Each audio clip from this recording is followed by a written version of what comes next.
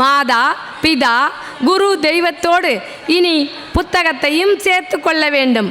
கற்றுத்தரும் ஆசிரியருக்கு சில வரைமுறைகள் உண்டு. ஆனால் புத்தகங்களுக்கு எந்த வரைமுறையும் இல்லை.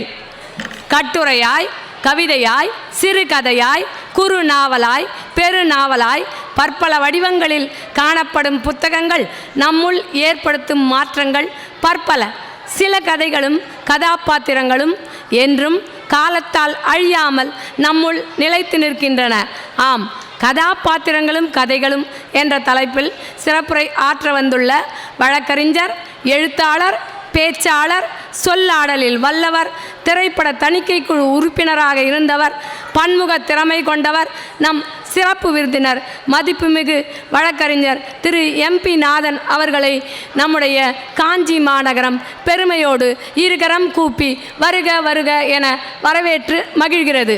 அன்னாருக்கு நம்முடைய காஞ்சி மாவட்டத்தின் சார்பாக ஒரு நினைவு பரிசினை நம்முடைய மாவட்ட வழங்கல் மற்றும் நுகர்வோர் பாதுகாப்பு அலுவலர் உயர் திரு S. பாலாஜி அவர்கள் வழங்குமாறு அன்புடன் அழைக்கிறோம்.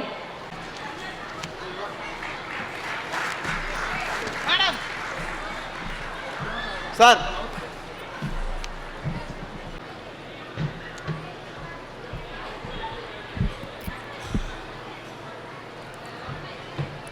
வணக்கம்.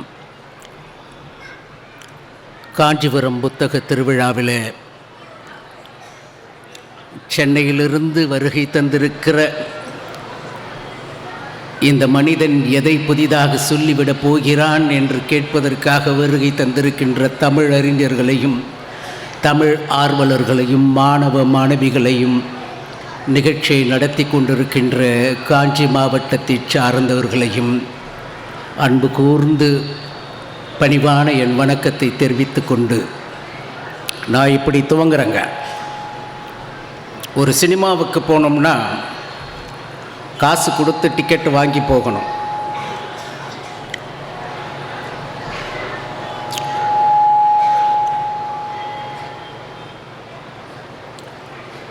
கை வைக்காதீங்க, அப்படியே விட்டுருங்க.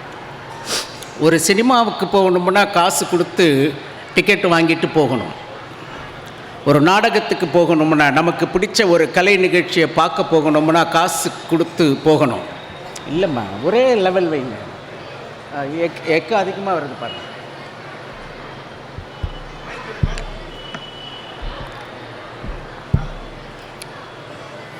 வணக்கத்துக்குரியவர்களே, நான் இப்படி துவங்குகிறேன். ஒரு திரைப்படம் பார்ப்பதற்கு, ஒரு நாடகம் பார்ப்பதற்கு, ஒரு கலை நிகழ்ச்சியை பார்ப்பதற்கு நாம் காசு கொடுத்து சீட்டு பெற்று அதை போய் பார்க்க வேண்டும். அதை காட்டிலும் ரசிக்கத்தக்கதாக, மகிழ்ச்சி தரக்கூடியதாக, வல்லவம் மிக்க ஒருவனுடைய பேச்சு அமைந்தது. உலகத்திலேயே ஒரே ஒரு இந்தியனுடைய பேச்சுக்காக காசு கொடுத்து சீட்டு வாங்கி எந்த நேரத்திற்கு வேண்டுமானாலும் வரட்டும், இரவு தாண்டி கூட வரட்டும், வந்து ஒரு வார்த்தை சொன்னால் போதும் என்று சொல்லுகிற அளவிற்கு இலக்கிய உலகிலே சிம்மாசனம் போட்டு அமர்ந்த காஞ்சி தலைவன், தன்னிகரற்ற பேச்சாளர் அறிஞர் அண்ணா பிறந்த இந்த மண்ணிலிருந்து பேசுகிறேன். கதையும் கதாபாத்திரங்களும் என்றால் நீங்கள் பார்த்து விடாத கதையா? நம் வீட்டில் நடந்து விடாத கதையா? நம் அண்ணனும் நம் தம்பியும் நம் மாமனும் நம் மச்சானும் நம் அக்காலும் நம் தங்கையும் நம் பாட்டனும் நம் பாட்டியும் நம் தாயும் நம் தந்தையும் தான் கதாபாத்திரங்கள். உங்களிடத்திலே வந்து நான் மகாபாரதத்திலே கர்ணனை தெரியுமா என்று கேட்டுவிட்டால் நான் கொஞ்சம் குறைந்தவனாக கருதப்படுவேன்.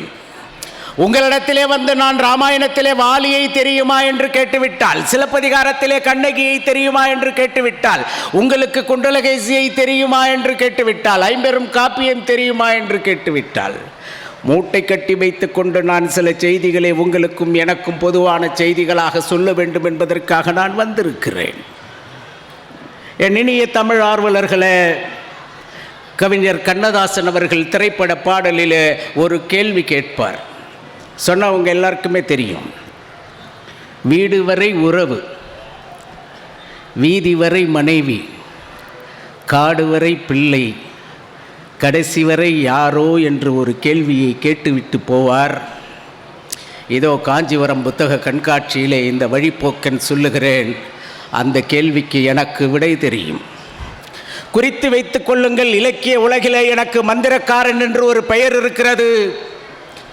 இதோ இந்த மனிதனுடைய சொல்லை நீங்கள் உங்கள் செவியிலே கேட்டு இதயத்திலே வைத்துக்கொண்டு பின்பொரு நாள் உறக்கமராத பொழுதுகளிலே புரண்டு படுக்கிற நேரத்திலே நாதன் என்கிற ஒருவன் வந்தான், இந்த கருத்தை சொன்னானே என்று நீங்கள் நினைக்கிற மாத்திரத்தில் உங்கள் துயர் தீர்ப்பதாக, உங்கள் மன அழுத்தம் தீர்ப்பதாக ஒரு செய்தி இருக்கும் என்கின்ற காரணத்தினால் நான் சொல்லுகிறேன். வீடு வரை உறவு, வீதி வரை மனைவி, காடு வரை பிள்ளை, கடைசி வரை புத்தகம் என்று நீங்கள் குழந்தைகளுக்கு சொல்லித்தாருங்கள். கடைசி வரை அந்த புத்தகம் அவர்களை காப்பாற்றிவிடும். எங்கே கிடைக்கும், எப்பொழுது கிடைக்கும், எப்படி கிடைக்கும், யாரால் கிடைக்கும் என்று நீங்கள் தடுமாறிக் கொண்டிருக்கிற பொழுது நான் இப்படி சொல்லுகிறேன் தோழமைகளே. தாய் சிலவற்றை தருவதற்கு மறந்து போய்விடுவாள். தந்தை சிலவற்றை தரவே முடியாது. குரு சிலவற்றை சொல்லித்தரவே மாட்டார். தெய்வம் சோதனையாக சிலவற்றை நிறுத்தி வைத்துவிடும். போகிற பாதையிலே கல்லும் முள்ளும் இருக்கிற பொழுது இளைப்பாறுகிற நேரத்திலே உன் கையிலே ஒரு புத்தகம் இருந்தால், அது வேதகாமமாக இருக்கலாம், குரானாக இருக்கலாம், பகவத்கீதையாக இருக்கலாம், பாடபுத்தமாக இருக்கலாம், எதுவாக வேண்டுமானாலும் இருக்கலாம். ஒரு புத்தகம் இருந்தால் அதில் உள்ள எழுத்துக்கள் உன் வாழ்க்கைக்கும் உன் சூழலுக்கும் ஏற்ற பொருளை தரும் என்று நான் சொல்லுகிறேன். புத்தகம் வாசிப்பதை நீங்கள் ஒரு பழக்கமாக வையுங்கள். இப்போ நம்முடைய பூற்றனும் நம்முடைய கொள்ளுப்பாட்டிகளும் பாட்டிகளும் கதை சொல்லி கொண்டிருந்தார்கள். அந்த கதைகளை சொல்லுவதற்கு இப்பொழுது பாட்டிகள் இருக்கிறார்களா என்கின்ற அச்சத்தை நான் இங்கு உங்களிடத்திலே பதிவு செய்கிறேன்.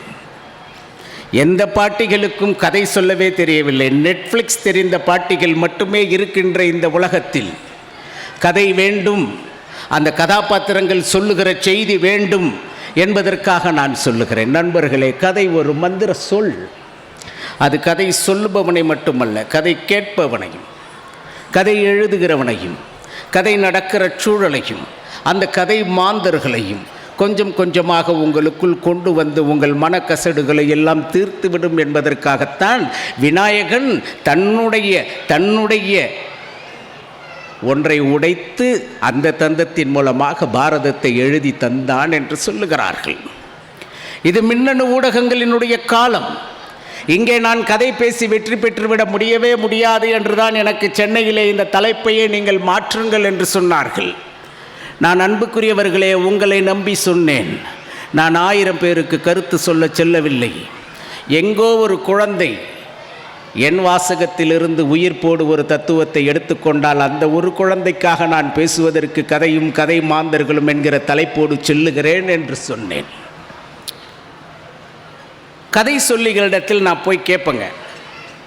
இந்த காஞ்சிபுரத்தில், பாலாறில், செய்யாறில், முக்கூரில், வாழ்குடையில், சிறுங்கட்டூரில் பல நாட்டுப்புற கலைஞர்கள் கதை சொல்லி கொண்டிருக்கிறார்கள். நான் அவர்களிடத்திலே போய் கதை கேட்டிருக்கிறேன். நான் கண்டுபிடிச்ச ஒரு உண்மையை சொல்லட்டுங்களா? பெண்கள் மிக அழகாக பிரமிப்பூட்டும் வகையில் கதை சொல்லுகிறார்கள் ஆண்களை காட்டிலும். என்ன காரணம் தெரியுங்களா? ஒரு பெண்ணுக்கு, நல்லா கவனிங்க, ஒரு பெண்ணுக்கு தலையில் இருக்கிற சீப்பு மறந்துடுங்க. ஆனால் 10 வருஷத்துக்கு முன்னாடி மார்ச் மாதம் 17ஆம் தேதி சாயந்தரம் 5:32க்கு நீ என்ன சொன்ன தெரியுமான்னு கரெக்டாக சொல்லுவாங்க. அந்த ஞாபக சக்தி, மனதுக்குள்ளே ஒன்றை இருத்தி வைத்து கொண்டு அதை அடுத்த தலைமுறைக்கு தள்ளி விடுகிற ஆற்றல் பெண்களுக்கு இருப்பதால் நான் இந்த வட தமிழகம் முழுவதும் பார்க்கிறேன். பெண்கள் மிக அழகாக கதை சொல்லிகளாக இருக்கிறார்கள். நான் இந்த புத்தக கண்காட்சியின் சார்பாக மாநில நிர்வாகத்திற்கு எதை வேண்டுகோளாக வைக்கிறேன் என்றால், மீண்டும் நீங்கள் தமிழ் பாட புத்தகத்தில் கதை பிரிவை கொண்டு வாருங்கள். கதைகள் தான் மனிதர்களை வளப்படுத்தும் என்கின்ற செய்திக்காக சொல்லுகிறேன். 10ஆம் வகுப்பு, 11ஆம் வகுப்பு, 12ஆம் வகுப்பு கல்லூரிகளுக்கு நீங்கள் கதையை ஒரு பாடத்திட்டமாக கொண்டு வர வேண்டும். இந்த கிராமத்தில் குழந்தைகளை வட்டமாக உட்கார வைத்து கதை சொல்லுகிற ஆற்றல் பெற்றவர்கள் பெண்களாக இருக்கிறார்கள். ஒரு வரி 2 வரியில் தாங்க கதை சொல்லுவாங்க. நான் ஆராய்ந்து பெற்ற தரவுகளை உங்களோடு பகிர்ந்து கொள்ளுகிறேன். ஒரு பிள்ளை இருக்கும், பாத்தி அம்மா மாதிரி, அது எல்லா குழந்தைங்களையும் உட்கார வச்சுக்கும். இங்கே பாரு, கதை சொல்ல போகிறேன். ஒரு ஊரில் ஒரு நரி. குழந்தைங்கள்லாம் சந்தோஷமாயிரும். அப்புறம் ஒரு ஊரில் ஒரு நரி, அதோட கதை சரி, இப்படியே முடிச்சிருவாங்கங்க. அந்த குழந்தைகளுக்கு ஒரு எதிர்பார்ப்பை ஊட்டி அந்த குழந்தையை அந்த பெண்ணின் வயமாக மாற்றி விடுவதில் பெண்கள் சமர்த்தர்களாக இருந்தார்கள்.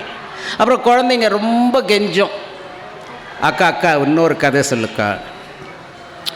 ஒரு காட்டில் ஒரு சிங்கம். சிங்கமா?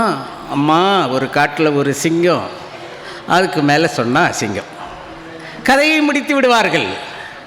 நான் ஏன் இதை சொல்லுகிறேன் என்றால், பெண்கள் எப்படி ஒரு சூழலை பயன்படுத்தி ஒரு தலைமுறையை தன் கட்டுக்குள் வைத்து கொள்ள முடியும் என்கின்ற வித்தை தெரிந்தவர்கள்.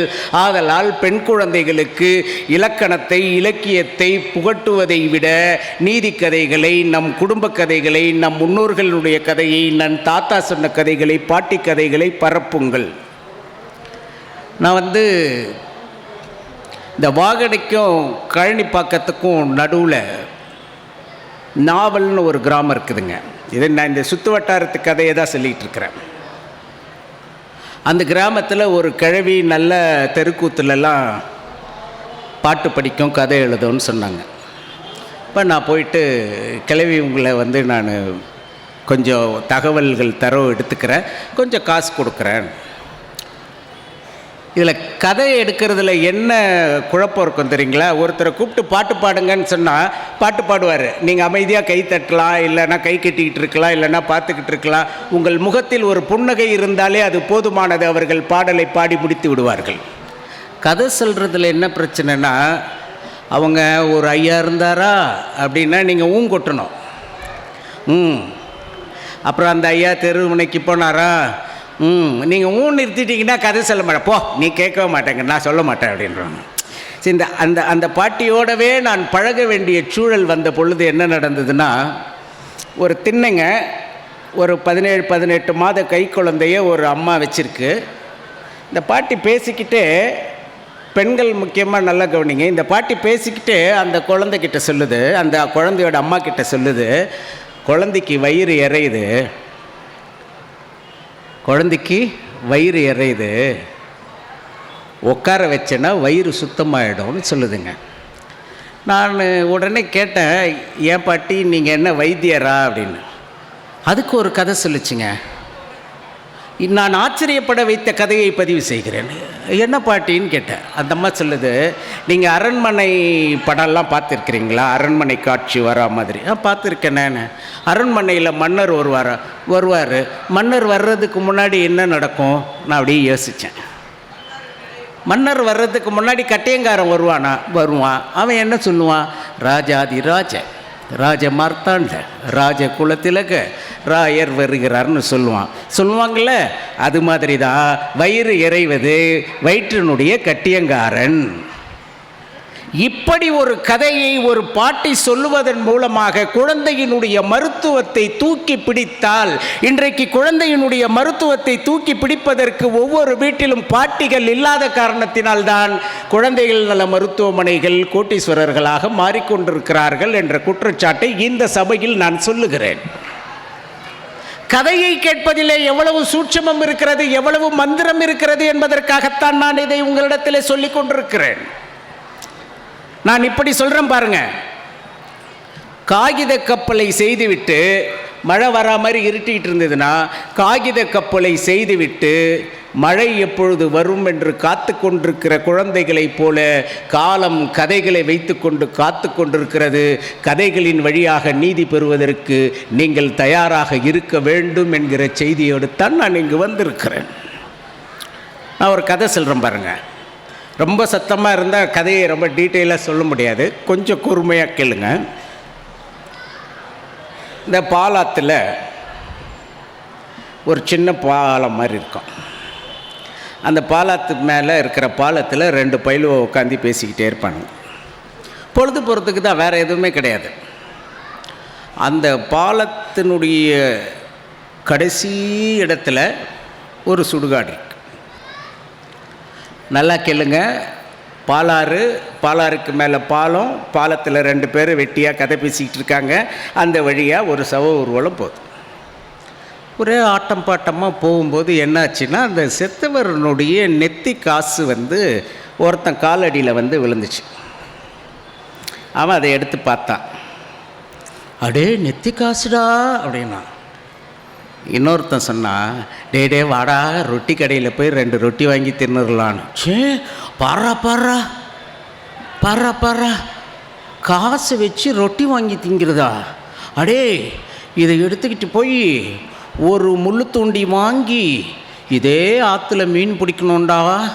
10 மீன் வரும். 10 மீன் வந்தால் காட்டில் போய் மீன் குழம்பு செய்யலாம். சீச்சி திங்கிறதுலேயே இருக்காதடா. அந்த மீனை விற்று நம்ம ஒரு கோழி குஞ்சு வாங்கணும்டா. என்னடா பொசுக்குன்னு போச்சு, கோழி குஞ்சு வாங்கி என்னடா செய்கிறதுன்னு. அதை வளர்த்து அது முட்டை போடும்ல, அந்த முட்டையிலிருந்து நிறைய கோழி ஒரு பெரிய கோழி கூட்டம் ஆயிரம்டா. அதை வச்சு அதை எடுத்துகிட்டு போய் கொடுத்து ஒரு ஆட்டுக்குட்டி வாங்கணும். ஆட்டுக்குட்டியை வாங்கி என்ன செய்கிறது? அந்த ஆட்டுக்குட்டி 2 மாதத்தில் 2 குட்டி போட்டு, அந்த 2 குட்டி 4 குட்டி போட்டு நிறைய ஆடு சேர்ந்துருமா. அதை எடுத்துகிட்டு போய் ஒரு பசுமாடு வாங்குவேன். என்னடா பசுமாடுலாம் நம்ம எப்படிடா வளர்க்குறது? அடப்போடா, அது பால் கொடுக்கும்டா. பாலா? ஆமாண்டா, பால் கொடுக்குமா. அதை மேலே வீட்டு அம்மாவுக்கு ஊற்றுவோமா, கீழே வீட்டு ஐயாவுக்கு ஊற்றுவோமா, நடுத்தரு ஐயருக்கு ஊற்றுவோமா, நிறைய காசு வந்துடும்டா. பெரிய பண்ணை அமைச்சிடுவோம். அமைச்சிட்டு அப்புறம் என்ன, எனக்கு ஒரு மாடி வீடு கட்டிக்குவேன். ஐயோ மாடி வீடெல்லாம் கட்டிடு. ஆமாம், அப்புறம் மாடி வீடு கட்டிட்டு சும்மா இருக்க முடியுமா? ஒரு கல்யாணமும் பண்ணிக்குவேன். கல்யாணமா? ஆமாம், கல்யாணம் பண்ணி குழந்தையும் பெற்றுக்குவேன். அப்புறம் என்ன செய்வேன் தெரியுமா? குழந்தைய ஸ்கூலில் சேர்த்துடுவேன். நம்ம தான் படிக்கலைல்ல. டேய் ஸ்கூல்லலாம் சேர்ப்பியாடா? ஆமாம். சேர்த்துட்டு என்ன செய்வேன், நீ என்னடா படித்தேன்னு கேட்பேன். அப்பா எனக்கு ஒன்றும் தெரியலன்னு அவன் சொல்லுவானா? அடங்கப்பம் அவனே, இதுக்காடா நான் கஷ்டப்பட்டு மீன் தூண்டி வாங்கி அதை கோழி குஞ்சாக மாற்றி, அதை ஆட்டுக்குட்டியாக மாற்றி, அதை மாடாக மாற்றி, பண்ணை வீடு கட்டி, இப்போ உனக்கு இவ்வளோ செஞ்சால் நீ படிக்கலையான்னு அடிக்க போவேன். என் பொண்டாட்டிக்கு கோவம் ஏங்க பிள்ளைய அடிக்கிறீங்கன்னு குறுக்க வருவாளா? கோவம் பலார்னு ஓங்கி அறைய போனேன்னு கையை வாங்குவான். அந்த காசு ஆற்றுல விழுந்துடும்.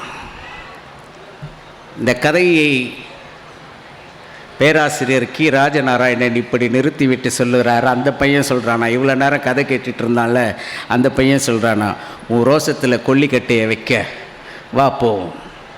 மீண்டும் பிச்சைக்காரர்களாகவே இருந்தார்கள் என்கின்ற இந்த கதையில் எந்த நீதி இருக்கிறது என்று நான் ஆராய்ந்து பார்த்த பொழுது ஒன்று தெரிகிறது. உன்னுடைய கற்பனை இருக்கிறதே, அது இறைவன் உனக்கு பொதுவாக கொடுத்திருக்கிறான். அந்த கற்பனையை நீ எப்படி வளர்த்து கொள்ளுகிறாயோ அப்படித்தான் அது உருப்பெறும். எனக்கு கார் ஓட்ட வேண்டும் என்று ஆசை இருந்தால் இறைவன் உன்னை டிரைவராக மாற்றிவிடுவான். என் காரை நான் ஓட்ட வேண்டும் என்கின்ற சரியான ஆசை இருந்தால்தான் நீ காருக்கு ஓனராக இருப்பாய். இந்த சிந்தனையை தான் இந்த கதைக்குள்ளே அவன் ஒளித்து வைத்திருக்கிறான். இந்த கதையை பெற்றோர்களும் பாட்டிமார்களும் பாட்டன்களும் சொல்ல வேண்டும் என்பதற்காக. ஏன் நான் இவ்வளவு வைராக்கியமாக பேசுகிறேன் என்றால், புதைந்து விட்ட விதைகள் இருக்கிறதே, ஏதோ ஒரு மழை அதற்கு உயிர் தந்து விடுகிறது.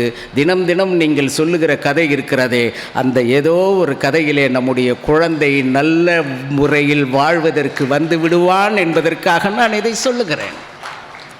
நண்பர்களே பாருங்கள், நான் இப்படி ஒரு பழைய கதைக்குள்ளே வருகிறேன். பாருங்கள், ஒரு வேட்டைக்காரன் இருந்தான். அப்படியே இப்போ நீங்கள் காட்டுக்கு வந்துடுங்க. நம்மக்கிட்ட இப்போ செல்ஃபோன் கிடையாது, இன்டர்நெட் கிடையாது, மின்சார விளக்கு கூட கிடையாது. ஒரு காடு, அடர்ந்த காட்டிலே ஒரு வேட்டைக்காரன் இருந்தான். அவன் என்ன செய்கிறான், ஒரு மாமிசத்தை வேட்டையாடிட்டாங்க. மாமிசத்தை வேட்டையாடி உட்காந்து தின்னுக்கிட்டு இருக்கான். ஒரு நாய் வந்து அப்படி பார்க்குது. இவனுக்கு எரிச்சலாக இருக்குது, இந்த நாய் வேட்டையாடின இந்த மாமிசத்தை பிடுங்கி தின்னுடுமா இல்லை நம்மளை அடிச்சிருமான்னு. அதை முடிந்தவரை விரட்டுகிறான். விரட்டும் போது என்ன ஆகுதுன்னா, அவன் கையில் வைத்திருந்த அந்த எலும்பு துண்டிலிருந்து மிச்ச மாமிசங்கள் அந்த நாய் மேலே போய் விழுது. அந்த நாய் வந்து அந்த மாமிசத்தை தின்னுது. இப்போ தான் இந்த வேட்டைக்காரன் ஒன்றை கவனித்தான், நண்பர்களே, அந்த நாய் தின்ற மாமிசத்துக்காக வாலாட்டியது. இவன் பார்த்தான், இது ஏதோ நமக்கு தோழமையாக வரும் போல இருக்கிறது. ஏன்னா இன்னும் கொஞ்சம் துண்டு போட்டான். அது என்ன பண்ணுச்சு, தின்னுட்டு இவன் பக்கத்தில் வந்து உக்காந்துச்சு. அப்படி பக்கத்தில் வந்து உட்காரும் பொழுது ஒரு கரடி வருது. பலம் கொண்ட மட்டும் நாய் வந்து அந்த கரடியை எதிர்த்து சண்டை போட்டு தன்னுடைய எஜமானனை காப்பாற்றி விடுகிறது. இப்போ வேட்டைக்காரன் நினச்சா, இந்த நாய் நம்ம கூட இருந்தால் தான் நமக்கு பாதுகாப்பு. அதனால் என்ன செஞ்சான், அந்த மரங்களில் தொங்கிக் கொண்டிருந்த ஒரு கொடியை எடுத்து கயிறு மாதிரி திரித்து நாய் கழுத்தில் கட்டி கையில் பிடிச்சிக்கிட்டான். இப்போ பாதுகாப்பாக இருக்கானா? மறுநாள் அப்படியே அந்த நாயோடு போய்கிட்டே இருக்கிறான். தண்ணி இல்லை அந்த வனாந்தரத்தில். தேடி தேடி பார்க்குறான். ஒரு இடத்துல கண்ணுக்குட்டி தாய் பசுக்கிட்ட பால் குடிச்சிக்கிட்டு இருக்கு. அப்படியே மண்ணில் அந்த பால் ஊற்றிக்கிட்டே இருக்குது. மடி நிறைய பால் இருக்குது. இவன் யோசித்தான், இந்த பாலை குடித்தா நம்ம தண்ணி தாகம் தீர்ந்துருமே, என்ன செய்யலான்னு யோசிச்சுட்டு அந்த கயிறு ஞாபகம் வந்தது. சரி, இந்த நாயை கட்டின மாதிரி இந்த மாட்டை பிடிச்சி கட்டிடணும் அப்படின்ட்டு பல முயற்சிக்கு பிறகு அந்த மாட்டை கட்டி பாலை கறந்து பாலை குடிச்சிட்டான். பாலை குடித்த உடனே அந்த கயிறை இழுப்பதற்கான பெரும் போராட்டத்தில் அந்த மரத்திலிருந்து நிறைய தழையெல்லாம் விழுந்துச்சு பாருங்கள். அந்த தலையெல்லாம் இந்த மாடு தின்னுச்சு. இப்போ மாடுக்கும் ஒரு நன்றி உணர்ச்சி வந்து என்ன பண்ணுச்சு, வேட்டைக்காரனோடையே தங்கிருச்சு. நேற்று வரைக்கும் சாதாரண வேட்டைக்காரனாக இருந்தவனுக்கு இப்போ 2 துணை இருக்குது. யார் யார்? ஒரு நாய் இருக்கிறது, ஒரு மாடு இருக்கிறது. சூரியன் உதயமான உடனே அப்படியே வேறு பக்கமாக போகிறான். அங்கே மனுஷ பயில்வக வேலை பார்த்துட்ருக்காங்க. அதில் ஒரு பொண்ணு இருக்கிறா. நான் கதையினுடைய மையப்பகுதிக்கு வருகிறேன் தோழமைகளே, கவனம் சிதறாமல் கேளுங்கள். ஒரு பெண் இருக்கிறாள். இவனுக்கு அந்த பெண் மேல் காதல் வருகிறது. அந்த பெண்ணோடு அவன் வாழ்க்கை நடத்துகிறான். இப்போ இவனுக்கு ஒரு டவுட் வருது, இந்த பெண்ணு போயிட்டாள்னா இந்த பெண்ணை நம்ம தக்க வச்சுக்கணுமே. இவனுடைய அனுபவம் என்ன? நாயை கட்டி வைத்திருக்கிறான், மாட்டை கட்டி வைத்திருக்கிறான். நேராக போனால் இன்னொரு கொடியை அறுத்தா, ஒரு கயிறு எடுத்தான், அவள் கழுத்தில் கட்டினா, இன்னிலிருந்து நீ என்னுடைய உரிமை என்றான். தோழர்களே, அப்படித்தான் பெண்களுக்கு தாலி கட்டுகிற பழக்கம் வந்தது. இவன் ஏதோ ஒன்றை சொல்லிவிட்டு போகிறான் என்று நினைப்பவர்கள் யாராவது இருந்தால் அவர்களுக்கு நான் சொல்லுகிறேன், அந்த வேட்டைக்காரன் அந்த பெண்ணை மணந்த பிறகு இந்த பெண் வேறு எங்காவது போய்விட்டால் அல்லது வேறு யாராவது வல்லாதிக்கத்தோடு நம்மை பிரித்து விட்டால் நான் யார் என்று காட்ட வேண்டும் என்பதற்காக அவன் போய் புலியை அடித்து புலிப்பல்லை கொண்டு வந்து புலிநகத்தை கொண்டு வந்து, இதை பாருங்கப்பா, இது என் பொண்டாட்டி, புலிப்பல் அவள் கழுத்தில் கட்டுற, யாருன்னா தொட்டுங்க புலியையே நான் கொன்று இருக்கிறேன். புலிநகத்தை அவன் கழுத்தில் போட்டான். இன்றைக்கும் புலித்தாலி தமிழ்நாட்டில் இருக்கிறது. ஒரு கதைதான், ஒரு கதைதான். அடிமைகளாகத்தான் ஒரு வாழ்க்கை வந்திருக்கிறது. அதனால் தான் பெண்கள் அடிமையாக இருந்தார்கள். ஆனால் அந்த பெண் அடிமையிலிருந்து மீட்டு இன்று மிக உச்ச நிலையில் பெண்களை கொண்டு வந்து வைத்திருக்கிறோமே. ஆனால் பெண்களுக்கு முழு சுதந்திரம் கிடைத்திருக்கிறதா என்பதை இந்த கதையின் பின்பகுதியில் ஆராய்ச்சி செய்ய வேண்டிய கடமை உங்களுக்கு இருக்கிறது. மனம்தான் உங்களுடைய பல்கலைக்கழகம். என் மனைவியை, என் தாயை, என் பெண் குழந்தையை நான் சரிசமமாக நடத்துகிறேன் என்று உங்கள் மனம் சொல்லியதென்றால் நீங்கள் தான் மனிதன், இல்லை என்றால் நீங்கள் மனிதனாக முயற்சி செய்து கொண்டிருக்கிறீர்கள் என்பதைத்தான் இந்த கதையின் மூலமாக நான் உங்களுக்கு சொல்லுகிறேன். ரொம்ப நுணுக்கமான சில செய்திகளை சொல்கிறேன் நான். ஒரு காட்டில் மனிதன் நேராக போனால் சில மரங்களை எல்லாம் வெட்டிட்டாங்க. வெட்டி லாரியில் வச்சு எடுத்துகிட்டு போயிட்டான். இந்த தப்பி பிழைத்த மரம் வந்து அந்த வெட்டப்பட்ட மரத்தைப்படி பார்க்குது, கண்ணீர் விடுதுன்னு வச்சுக்கோங்க. அப்படியே கலங்கி பார்க்குது. நேற்று வரைக்கும் அப்படி கிளைகளும் தழைகளும் இலைகளுமாக இருந்த உன் மரத்தில் குருவி கூடு கட்டியிருந்தது, உன் மரத்தில் குயில் இருந்துச்சு, உன் மரத்தில் எத்தனையோ அணில்கள் விளையாடி கொண்டிருந்தது. இன்று நீ மொட்டை மரமாக இருக்கிறியே அப்படின்னு அப்படியே ஒரு கலக்கமாக பார்க்குது. இப்போ வெட்டப்பட்ட மரம் சொல்லிச்சா, கவனித்து கொள்ளுங்கள். வெட்டப்பட்ட மரம் சொல்லிச்சா, அதெல்லாம் ஒன்றும் இல்லை,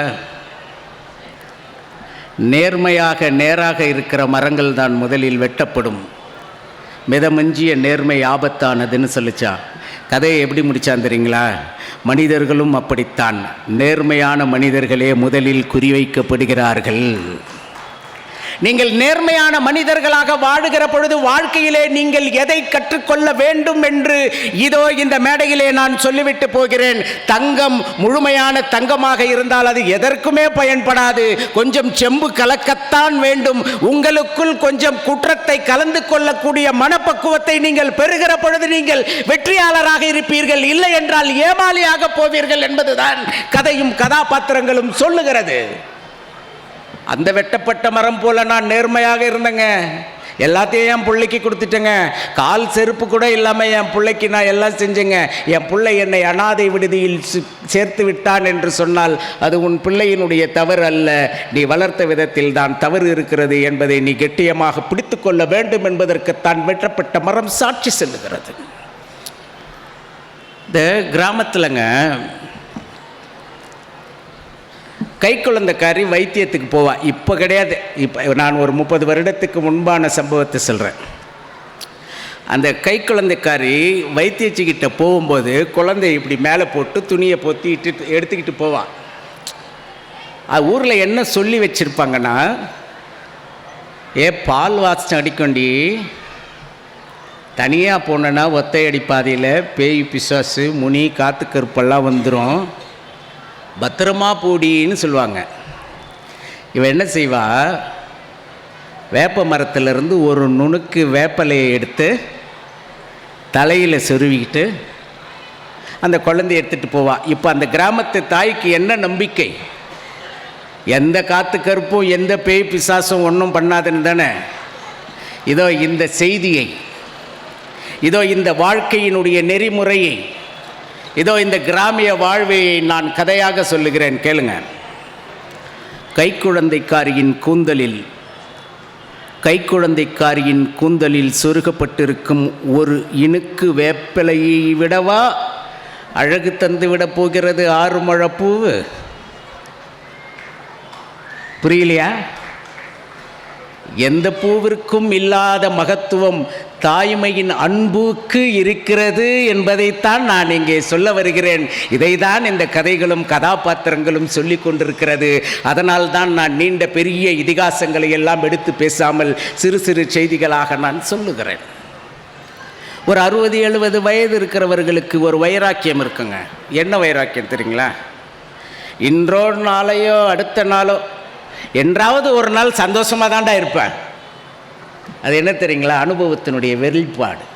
இப்படி சந்தோஷமாக இருப்பேன் என்கின்ற நம்பிக்கை அவர்களுக்கு அனுபவத்தில் வந்ததென்றால் அந்த அனுபவம்தான் கதை, அந்த அனுபவக்காரன் தான் கதாபாத்திரம் என்பதை மனதில் நிறுத்தி வைத்து கொண்டால் உங்கள் தாய் தந்தையரையும் உங்கள் பாட்டன் பாட்டியையும் நீங்கள் தினமும் காலை வணங்கிதான் வேலை செய்வீர்கள் என்கிற செய்திக்காக நான் இதை சொல்லுகிறேன். நான் ஒரு மந்திரக்காரன் சொன்னேன் தெரியுங்களா? நான் ஒரு கருத்து சொல்லுகிறேன். நான் மலைகளிலே தியானம் பண்ணுகிறவன், நான் சதுரகிரிக்கு செல்லுகிறவன், நான் வெள்ளையங்கிரிக்கு செல்லுகிறவன், எங்கெங்கெல்லாம் மலைகளிலே தியானம் நடைபெறுகிறதோ அங்கெல்லாம் செல்லுகிறவன். இதோ நான் ஒரு தேவ வாக்கு உங்களுக்கு சொல்லிவிட்டு போகிறேன். எந்த மனிதன் ஆணாக இருந்தாலும் பெண்ணாக இருந்தாலும் தன் தாயின் கட்டை விரலை, கால் கட்டை விரலை அல்லது தந்தையின் கால் கட்டை விரலை தொட்டு வணங்கிவிட்டு ஒரு காரியத்தை செய்கிறானோ அவன் வெற்றி பெறுவான். இந்த சத்தியத்தை உங்கள் நெஞ்சுக்கூட்டில் வைத்துக் கொள்ள வேண்டும் என்பதற்காக நான் இந்த கதையை உங்களுக்கு சொல்லுகிறேன். இதை நீங்கள் சத்தியம் என்று நினைத்த மாத்திரத்திலேயே உங்கள் வாழ்க்கையில் நீங்கள் பாதி வெற்றியை பெற்றுவிடுவீர்கள் என்று நான் சொல்லுகிறேன். இதை நான் ஆன்மீகவாதியாக சொன்னதாகவும் நீங்கள் நினைத்துக் கொள்ளலாம், அன்பு சார்ந்த பேச்சாளராக சொன்னதாகவும் நினைத்துக் கொள்ளலாம். ஆனால் நான் எப்படி சொல்லுகிறேன் தெரியுமா? கடந்த 20 வருட காலமாக நீதிமன்றங்களிலே விவாகரத்து வழக்குகளுடைய கேவலத்தை பார்த்துவிட்டு சொல்லுகிறேன். எவனுக்கும் தாயையும் தந்தையும் வணங்குகிற திராணி இல்லையோ அவனுடைய வாழ்க்கை நீதிமன்றத்தில் வந்து முடிகிறது என்கின்ற குறிப்பை நீங்கள் சுமந்து செல்ல வேண்டும் என்பதற்காக நான் சொல்லுகிறேன். கதையும் கதாபாத்திரங்களும் குடும்ப நீதிமன்றமாக இருந்த காலகட்டத்தில் கதைகளை ஒழித்துவிட்டு தொலைக்காட்சியினுடைய பெட்டிகளை நீங்கள் திறந்த பொழுதுதான் தொலைக்காட்சிகளில் அங்கொன்றும் இங்கொன்றுமாக குறிஞ்சி மலரை போல ஒரு நல்ல செய்தி வருகிற பொழுது அதை மூடிவிட்டு நீங்கள் இணையதளத்திற்குள் நுழைந்த பொழுதுதான் இணையதளத்தில் குழந்தைகளுக்கான அறிவு களஞ்சியம் என்று எங்கோ ஒன்று வருகிற பொழுது அதையும் மூடிவிட்டு நீங்கள் நெட்ஃப்ளிக்ஸுக்குள் சொருகி கொண்ட பொழுதுதான் உங்களுடைய வாழ்க்கை ஒயர்களுக்குள் போய்விட்டது. அதன் காரணமாக உங்களுடைய குழந்தைகள் உங்களிடத்திலிருந்து வெகு தூரம் சென்று கொண்டே இருக்கிறது என்கின்ற கவலையை நான் பதிவு செய்வதற்காகத்தான் கதை முக்கியம் என்பதை சொல்வதற்காக சொல்லுகிறேன். ஒன்றும் இல்லைங்க, அதை பாரு நிலாவில் ஆயா வடை சுடுதுன்னு நமக்கு சொல்லி பழக்கினாங்க இல்லைங்க. அந்த ஆயா சொன்ன ஒரு கதை சொல்லுகிறேன் பாருங்கள். குழந்தைங்களெல்லாம் வச்சுக்கிட்டு சொல்லுது, அதோ தெரியுது பாரு நட்சத்திரம், அதுக்கு பேர் அருந்ததி. அதோ தெரியுது பாரு நட்சத்திரம், அதுக்கு பேர் மணிமேகலை. அதோ தெரியுது பாரு ஒரு நட்சத்திரம், அதுக்கு பேர் வெள்ளி. அதோ தெரியுது பாரு ஒரு நட்சத்திரம், அதுக்கு பேர் நீலம். அதோ அந்தாண்டு தெரியுதுல, அதுக்கு பேர் செவ்வாய். நீங்கள் இந்த நட்சத்திரத்தெல்லாம் பார்த்தீங்களா அப்படி கிளவி கேட்குது. சாதாரணமாக கேட்குற மாதிரி இருக்கா? குழந்தைங்களாம் ஆமாம் ஆமான்னு. இப்போ கிளவி பதில் சொல்லுது பாருங்கள். நிறைய நட்சத்திரங்களை பார்க்கணுன்னா பிள்ளைங்களா நிறைய இருட்டு பார்க்க பழகணும். நீங்கள் இருட்டை பார்ப்பதற்கு பழகவில்லை என்றால், இருளுக்குள் பயணம் பண்ண பழகவில்லை என்றால் ஒரு பொழுதும் வெளிச்ச தீப்பொறியை நீங்கள் சந்திக்கவே முடியாது என்று சொல்லிக் கொடுத்த கிழவிகள் இருக்கிற பொழுது எந்த குழந்தைகளும் பயமற்றவர்களாக ஓடி திரிந்தார்கள். அவர்கள் பாண்டி விளையாடினார்கள், அவர்கள் உயரம் தாண்டுதல் விளையாடினார்கள், அவர்கள் அகலம் தாண்டுவது விளையாடினார்கள், அவர்கள் நீச்சல் அடித்தார்கள், அவர்கள் கபாடி ஆடினார்கள், அவர்கள் மலை ஏறினார்கள், அவர்கள் மரம் ஏறினார்கள், அவர்கள் விவசாயம் பார்த்தார்கள், அவர்கள் மாட்டு வண்டி ஓட்டினார்கள், அவர்கள் வண்டியை செப்பனிட்டார்கள், அவர்கள் குதிரையின் மீது சவாரி செய்தார்கள், அவர்கள் யானைக்கு அஞ்சாதவர்களாக இருந்தார்கள். அவர்கள் காற்றின் ஒற்றையடி பாதையிலே போய் யானையையும் புலியையும் தரிசித்ததாக வந்து தாய்மாரிடத்திலே சொன்ன மாவீரர்களாக இருந்தார்கள். இப்பொழுது எல்லா குழந்தையும் அதை வாட்ஸ்அப்பில் மட்டும் பார்த்துவிட்டு வெளியே தன் நிழலுக்கே பயந்து போகிற அவமான சின்னங்களாக இருக்கிறார்கள் என்பதை சொல்வதற்காகத்தான் கதையை சொல்லிக் கொடு என்று காட்டமாக சொல்வதற்கு நான் இங்கே வந்திருக்கிறேன். இன்றும் சொல்லுங்கள், நிறைய நட்சத்திரத்தை பார்க்கணுமா தம்பி, நீ நிறைய இருட்டை பார்த்து தான் ஆகணும்னு சொல்லுங்கள். இந்த கதை எதை உங்களுக்கு கற்றுத்தந்து விடுகிறதுனா, ஓஷோ ஒரு குறிப்பு சொல்கிறாங்க. நீங்கள் டெய்லி சண்டை போட்டுக்கிட்டே இருக்கிற ஒரு வாழ்க்கை இருக்குதா? சதா சர்வ காலமும் உலகத்துக்காக, எங்கள் அப்பா அம்மாவுக்காக, பக்கத்து வீட்டுக்காரனுக்காக நான் வருவேன் போவேன், பேச மாட்டேன், அப்படி இருக்குதா? ஒரு தீர்வு நமக்கு இந்த கதாபாத்திரம் சொல்லுது பாருங்கள். நெடுங்காலம் புகைந்து கொண்டிருப்பதை விட ஒரு நிமிஷம் பற்றி எறிவதே மேல். நீ ஒரு முடிவுக்கு வராத உன் வாழ்க்கையில் யாரையோ நிம்மதி அடைய செய்கிறாய் என்று நீ ஏமாறிக்கொண்டே இருக்கின்ற காரணத்தினால் உன்னுடைய குடும்பமும் உன்னுடைய சமூகமும் தான் ஏமாற்றப்படுமே தவிர நீ ஒரு பொழுதும் வெற்றியாளனாக மாட்டாய் என்பதைத்தான் பஞ்சதந்திர கதைகள் நமக்கு சொல்லித் தருகிறது. நான் இப்படி சொல்லுகிறேன், ஏதோ ஒரு கதையை கேட்டு உங்களுக்கு மன அழுத்தம் அப்படியே இருக்கும். ஏதோ ஒரு கதையை கேட்டு துள்ளி எழுந்து உற்சாகம் பெற்று குழந்தையைப் போல நீங்கள் ஓடி விளையாடுவீர்கள். அது எந்த கதை, அது எந்த ரசனை, அது எந்த புத்தகத்தில் ஒளிந்திருக்கிறது என்பது உங்களுக்கு மட்டுமே தெரிந்த ரகசியம். உங்கள் கண்களில் இந்த கண்காட்சியில் எந்த புத்தகம் படுகிறதோ, அது உங்கள் சிந்தையை தொடுகிறதோ அந்த புத்தகத்தை வாங்கி பாருங்கள். நான் சொல்லுகிறேன், அந்த புத்தகத்தில் ஏதோ ஒரு பக்கத்தில், ஏதோ ஒரு வாக்கியத்தில், ஏதோ ஒரு வரியில், ஏதோ ஒரு சொல்லில் உங்களை திருப்பி போடுகிற மந்திர சக்தி இருக்கிறது. இன்றே ஒரு புத்தகத்தை வாங்கி கொண்டு போங்க. படித்த சமூகத்தை சார்ந்தவர்கள் காஞ்சிபுரம் மாவட்டத்திலே அதிகம். ஒரு துப்புரவு தொழிலாளி தன்னுடைய குழந்தையை படிக்க வைக்கிறாருங்க. அந்த பொம்பளை பிள்ளை ரொம்ப நல்லா படிக்குது. அந்த பிள்ளை +2ல் நல்லா மதிப்பெண் எடுத்து மெரிட்டில் அந்த பிள்ளைக்கு கல்லூரியில் அட்மிஷன் கிடைக்குது. முதல் நாள் கதையை இங்கு துவங்குகிறான் எழுத்தாளன். முதல் நாள் அந்த பொண்ணுக்கிட்ட அப்பா கேட்குறார், என்னம்மா காலேஜ் எப்படி இருந்துச்சு? ஃபஸ்ட்டு டேவே கிளாஸ் எடுத்துட்டாங்கப்பா. ஏம்மா அப்படின்னு. அது 100க்கு 100 பாஸ் பண்ணணுன்ற முனைப்போடு நடத்துகிற கல்லூரியாப்பா, இப்போவே பாடம் எடுத்துட்டாங்க. இன்றைக்கி என்னம்மா எடுத்தாங்க? இன்றைக்கி ஹைட்ரோ கார்பன் எடுத்தாங்கப்பா. அப்படின்னா என்னம்மா? அது நம்ம பூமியில் இருக்குப்பா, அது தோண்டுனா கிடைக்கும். இந்த துப்புரவு தொழிலாளி சொல்கிறான், தோண்டுனா கிணறு தோண்டுற மாதிரி தோண்டணுமான்னு. என்னப்பா மக்காப்பாவாக இருக்கிறீங்க, அப்படிலாம் தோண்டுனா தண்ணி தான்ப்பா வரும். இது ஆழத்துக்கு போகணும். ஆழத்துக்கு ஆழன்னா எவ்வளோம்மா இருப்பா அப்படின்னு அது நேராக போய் அந்த புத்தகத்தை எடுத்து திருச்சி அப்படி பார்த்துட்டு சொல்லுது, 6000 அடி நோண்டணும்பா. 6000 அடியா? ஆமாப்பா. 6000 அடின்னா ஒரு பெரிய மலை அளவு இல்லையாம்மா அப்படின்னா. ஆமாப்பா, அவ்வளோ நோண்டுனா தான் அந்த ஹைட்ரோ கார்பன். அது எப்படி சாத்தியமாகும்? இப்போலாம் நவீன இயந்திரங்கள் வந்துருச்சுப்பா, நவீன மிஷின் வந்துருச்சு, அதெல்லாம் சாதாரணமாக செஞ்சுருவாங்க. அந்த பெண் சொன்ன உடனே சரிம்மா நல்லா படிமான்னு சொல்லிவிட்டு துண்டை உதறி தோளில் போட்டுக்கொண்ட அந்த பெரியவரனுடைய மனசு இப்படி சொல்லுவதாக எழுத்தாளர் சொல்லுகிறான். அட என்னடா பூமி இது, 6000 அடி கீழே நோண்டி ஹைட்ரோ கார்பனை எடுக்கிறான், 5 அடி சாக்கடைக்கு மிஷின் போடாமல் என்ன உள்ளே இறக்குறான், இது என்னடா சமூகம் என்று அவன் கதையை முடிக்கிறான். புரட்சியாளர்கள் அப்படித்தான் எழுத்தின் வடிவமாக கதையை சொல்லி உங்களுக்குள் ஒரு மறுமலர்ச்சியை ஏற்படுத்தினார்கள்.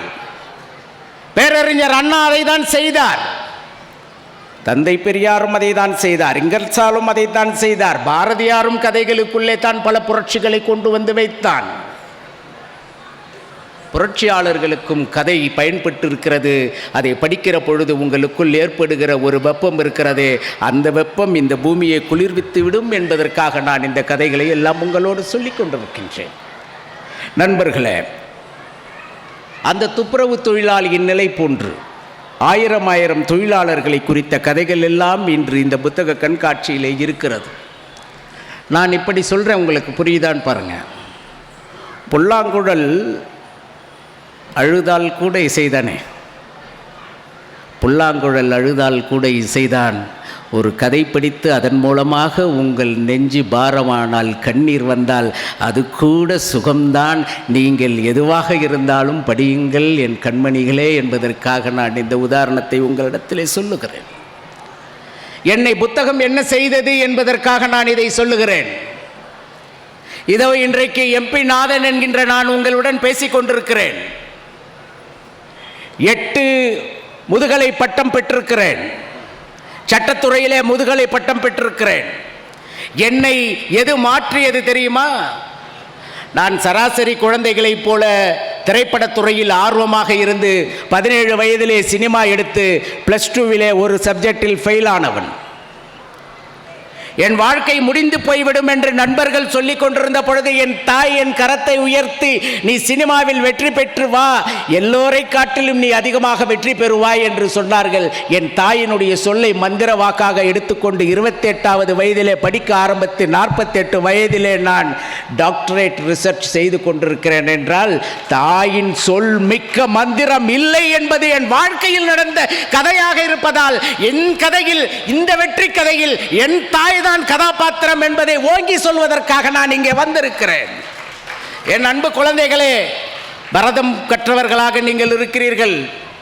உங்களுக்கு இசை ஆர்வம் இருக்கின்ற காரணத்தினால் உங்கள் மனம் தியான வயப்பட்டிருக்கும். குறிப்பெழுதி கொள்ளுங்கள். உங்களுக்கு பிடித்த சூப்பர் ஸ்டார் ஒருவரின் பெயரை சொல்ல முடியுமா? உங்களால் யாராவது சொல்ல முடியுமா உங்களுக்கு பிடித்த சூப்பர் ஸ்டார் யார் என்று? நீங்கள் யார் பெயராவது சொல்லியிருந்தால் கூட நான் வருத்தப்பட்டிருக்க மாட்டேன். யார் பெயரையும் சொல்லாமல் இருக்கிறீர்களே, நெஞ்சு கணக்கிறது. உங்களுடைய சூப்பர் ஸ்டார் உங்களுடைய அப்பன். நெஞ்சு நிமிர்த்தி நான் பார்த்த சூப்பர் ஸ்டார் எங்க அப்பா தான் என்னைக்கு சொல்றீங்களோ அன்றுதான் நீங்கள் வெற்றி பெறுவீர்கள். இந்த கதை தான் என்னை வழி நடத்தியது. இந்த கதையை தான் எனக்கு புதுமை பித்தன் சொல்லிக் கொடுத்தான். இந்த கதையை தான் எனக்கு ஜெயகாந்தன் சொல்லிக் கொடுத்தான். இந்த கதையை தான் எனக்கு தீபம் பார்த்தசாரதி சொல்லிக் கொடுத்தார். இந்த கதையை தான் எனக்கு கல்கி சொல்லிக் கொடுத்தார். ஒவ்வொரு நாளும் நீ தாயை வணங்கு, ஒவ்வொரு நாளும் நீ தந்தையை வணங்கு என்று. இதோ நான் நெஞ்சு நிமிர்த்தி இன்று நான் பல்லாயிரக்கணக்கான ரூபாய் செலவில் ஆடை அணிந்து பல லட்சம் ரூபாய் செலவுடன் ஒரு காரிலே வந்திருக்கிறேன் என்றால் அது என் தந்தையை நான் சூப்பர் ஸ்டார் என்று உச்சி முகர்ந்து சொன்ன காரணத்தினாலே தான். தந்தையை தூக்கி பிடிங்கள் என்பது சொல்லுகிறேன். நம்முடைய கதையில், நம்முடைய வாழ்க்கை என்னும் கதையில் தந்தை தான் சூப்பர் ஸ்டார், தாய் தான் தெய்வம் என்று நீங்கள் முடிவு செய்து கொண்டு உங்களுடைய வாழ்க்கையை நடத்துங்கள். தோழமைகளை, இந்த உலகம் எப்படிப்பட்ட உலகம்னு நான் சொல்கிறேன் பாருங்கள். செருப்பு வேண்டும் என்று போனவன் காலுக்கு லாடமடித்து விடுகிற சமூகம். அப்போ உங்களுக்கு எதுன்னு தெரியணுமா இல்லையா? யாரிடத்தில் போய் உதவி கேட்கிறாய் என்று தெரியணுமா இல்லையா? கர்ணனிடத்தில் கிருஷ்ணன் கேட்ட உதவி அவமானமா இல்லையா? கிருஷ்ணன் என்கிற மாபெரும் கடவுள் சக்தி கர்ணனை ஏமாற்றியதா இல்லையா? தேவேந்திரன் என்கின்ற மாபெரும் இறை சக்தி ஒரு மாவீரனை ஏமாற்றியதா இல்லையா? துரியோதனன் என்கின்ற ஒரு அரக்கன் தன்னுடைய பணபலத்தால், தன்னுடைய மண்பலத்தால் நாட்டை கொடுத்து, பொன்னை கொடுத்து, மனையை கொடுத்து, போர்க்களத்திலே போய் உயிரை கொடுத்து விடு என்று நயவஞ்சகம் செய்தானா இல்லையா? கதை உனக்கு எதை சொல்லி தருகிறது தெரியுமா? நீ யாரை நம்ப வேண்டும் என்று. நீ யாரை நம்ப வேண்டும்? நான் சொல்லுகிறேன் குழந்தைகளே, அம்மா எப்படிப்பட்ட அம்மா தெரியுமா? நண்டு மாதிரி ஞாபகம் வச்சுக்கிங்க. நண்டு மட்டும்தான் என் குழந்தைகளே தன்னுடைய முதுகை உடைத்து கொண்டு குழந்தைகளை பிரசவித்து தரும்.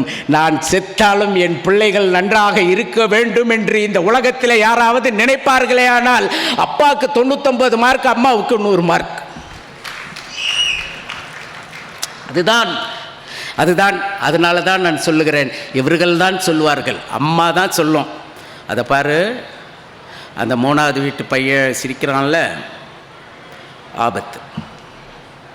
அம்மா தான் சொல்லும், அப்பாவுக்கு இதெல்லாம் தெரியாதுங்க.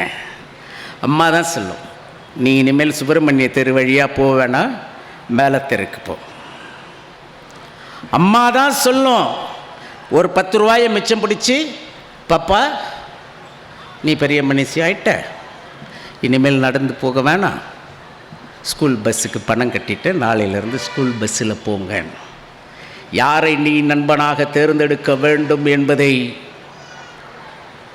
காலம் தீர்மானிப்பது உன்னுடைய 50 வயதுக்கு பிறகு, கடவுள் தீர்மானிப்பது உன்னுடைய 5 வயதுக்கு முன்பு. இடைப்பட்ட காலத்தில் இதை தீர்மானிப்பது உன் தாய். அந்த தாயோடு பழகு என்பதற்காகத்தான். எல்லாவற்றையும் இழந்து விட்ட குந்தி தேவி, எல்லாவற்றையும் இழந்துவிட்டு எந்த நாட்டை அபகரிக்க வேண்டும், எந்த நாட்டை கைப்பற்ற வேண்டும் என்பதற்காக வனாந்தரத்திலே போய் தவம் இருந்தாலோ, தவத்தின் வாயிலாக இறையருள் பெற்று எப்படி குழந்தைகளை பெற்று வளர்த்தாலோ, தன்னுடைய கணவன் இறந்த பிறகு அவனுடைய படத்தின் மீது சத்தியம் செய்து நான் மீட்டெடுக்கிறேன் பார் இந்த அரண்மனையை என்று சொல்லிவிட்டு வந்தவள் 16 வயதில் சபதமிட்டு 90 வயது கிழவியாக இருக்கிற பொழுது செய்தி வருகிறது, மாவீரன் கர்ணன் மாண்டு விட்டான் என்று. அப்பொழுது போய் அவள் சொன்னாள், இவன்தான் என் மகன். ஒரு தாய் எப்பொழுது தன்னுடைய குழந்தைக்கு ஆபத்து நேர்கிறதோ, எப்பொழுது தன்னுடைய குழந்தைக்கு தன்னுடைய உதவி தேவைப்படுகிறதோ, எப்பொழுது இந்த குழந்தையை உலகத்துக்கு அடையாளம் காட்ட வேண்டுமோ, அப்பொழுது அவள் பூமியிலே புதையுண்டு இருந்தாலும் கூட தன்னுடைய கையை மேலே தூக்கி உங்களை தூக்கி காப்பாற்றி விடுவாள். நான் கீட்ஸை படித்திருக்கிறேன், நான் ஷெல்லியை படித்திருக்கிறேன். நான் ஷெல்லியும் கீட்ஸும் சொன்ன ஒரு கருத்தை கொஞ்சம் மாற்றி சொல்லுகிறேன் நண்பர்களே. அம்மா வயிற்றை கிழித்து தானே நம்மளை பெற்றுறாங்க. இதை கொஞ்சம் கவனிங்க. வயிற்றை கிழித்து குழந்தையை பெற்று தருகிற தாய் கூட பொத்தி பொத்தி தன்னுடைய உயிராக அந்த குழந்தையை வளர்க்கிற தாய் கூட ஒரு காலத்தில் நாம் உயிர் இழந்து விட்டால் பிணம் என்றுதான் சொல்லிவிடும். ஆனால் பூமி இருக்கிறதிலே, அது நீ பிணமாக ஆன பிறகும் கூட பிளந்து அதனுடைய வயிற்றில் உன்னை ஏற்றுக்கொள்ளுகிறது. அந்த பூமியினுடைய குணம் யாருக்கு இருக்கிறது என்றால் கதைகள் சொல்லுகிறது, எவன் ஒருவன் தன் தாயின் கரத்தை பற்றி கொள்ளுகிறானோ அவனுக்கு பூமி தாயினும் மேம்பட்டவளாக தாய் இருக்கிறாள். இப்போ யாருடைய குறை இது? யார் கையை பற்றி கொள்ள வேண்டும்? மாணிக்கவாசகர் சொன்ன கருத்தைத்தான் நான் உங்களுக்கு எளிமையாக சொல்லுகிறேன். நமச்சிவாய வாழ்க, நாதன் தாழ்வாழ்க, இமைப்பொழுதும் என் நெஞ்சில் நீங்காதான் தாழ்வாழ்க, கோகழி ஆண்டு குருமனிதன் தாழ்வாழ்க, ஆகவம் ஆகி நின்ற நிப்பான் தாழ்வாழ்க என்று சொன்னானே, அவன்தான் சொன்னான் தாயினும் சிறந்த அந்த தெய்வத்தை கைப்பற்றி அவன் பாடல் எழுதும் பொழுது சொன்னான், எவன் தாயின் கரத்தை பிடித்து கொள்ளுகிறானோ அவன் வாழ்க்கை மந்திரமாக ஜொலிக்கும் என்று சொல்லுகிறான். நிலைத்த புகழோடு நீங்கள் வாழ வேண்டும் என்பதற்காக நான் சொல்லுகிறேன். நான் கொஞ்சம் கருத்தை மாற்றி பேச வேண்டும் என்று ஆசைப்படுகிறேன். நண்பர்களே, ஒரு செய்தி எப்படி கதையாக மாறுகிறது என்று பாருங்கள். அது கதாபாத்திரம் உங்களில் எப்படி மனதிற்குள் ரீங்காரமிடுகிறது என்பதையும் நீங்கள் பிறகு யோசியுங்கள். நான் இப்பொழுது ஒரு செய்தியை சொல்லுகிறேன். ஒரு இளைஞன் தண்டவாளத்தில் செத்து கிடக்கிறான் என்பது செய்தி. தினத்தந்தியிலோ தினமலரிலோ அல்லது வேறு ஏதோ செய்தித்தாளிலோ நீங்கள் படித்திருக்கிறீர்கள். ஒரு இளைஞன் தண்டவாளத்தில் செத்து கிடந்தான் என்பது செய்தி. இதோ ஒரு கதை அந்த கதாபாத்திரத்தை எப்படி கொண்டு வந்து நிறுத்துகிறதுன்னு பாருங்க. 4 வரி தான் கரெக்டாக கேட்கணும். ஜாதி கடந்த காதல் தண்டவாளத்தில் செத்து கிடக்க ரயில் மோதி உயிர் போனதாய் வழக்கு முடிகிறது. திரும்ப சொல்கிறேன் பாருங்க. ஜாதி கடந்த காதல் தண்டவாளத்தில் செத்து கிடக்க ரயில் மோதி உயிர் போனதாய் வழக்கு முடிகிறது. இன்றைக்கு நீதிமன்றத்தில் வழக்குகள் கையாளப்படுகிற விதம், அந்த வழக்குகளுக்கு பூசப்படுகிற ஜாதிய வர்ணங்கள், இன வர்ணங்கள், மொழி வர்ணங்கள், பொருளாதார வர்ணங்கள், இன்று நீதிமன்றத்தில் 70% வழக்குகள் நிலுவையில் இருக்கிறது என்று சொல்லிவிட்டு செல்லுவதற்கு வெட்கப்படுகிற வழக்கறிஞராக நான் இதை சொல்லுகிறேன். எல்லா இடத்திலும் எது தடையாக இருக்கிறது? ஒரு வல்லாதிக்க வழக்கறிஞரினுடைய மூளைக்குள் பொருளாதாரம் மட்டும் போய் சிக்கிக் கொள்ளுகிறதா? இல்லை. அவன் சார்ந்த இனமும் அவன் சார்ந்த ஜாதியும் அவனுக்கு கொடுக்கப்படுகிற அரசியல் அழுத்தமும் தான் அந்த வழக்கை நிறுத்துகிறது என்றால், இந்த நீதிமன்றங்களுக்கு யார் முன்னோடியாக இருந்தான்? கன்றை கொன்று விட்டவனுக்கு தன் மகனையே தண்டனையாக கொலைக்களத்தில் தந்துவிட்டவனுடைய சின்னத்தை நீங்கள் நீதிமன்றத்தினுடைய சின்னமாக வைத்துக்கொண்டு வழக்கை இப்படியெல்லாம் கொண்டு செல்லுகிறீர்களே என்று நான் சொல்லவில்லை. முன்னாள் உயர்நீதிமன்ற நீதிபதி சந்துரு அவர்கள் ஒரு புத்தகத்தில் எழுதியிருக்கிறார். அதை தான் நான் இங்கே கதையாக சொல்லுகிறேன். புரியல? யார் சாபமோ கல்லாய் போனான் கடவுள். எவன் கண் பட்டதோ விற்கவே இல்லைங்க திருஷ்டி பொம்மைகள்.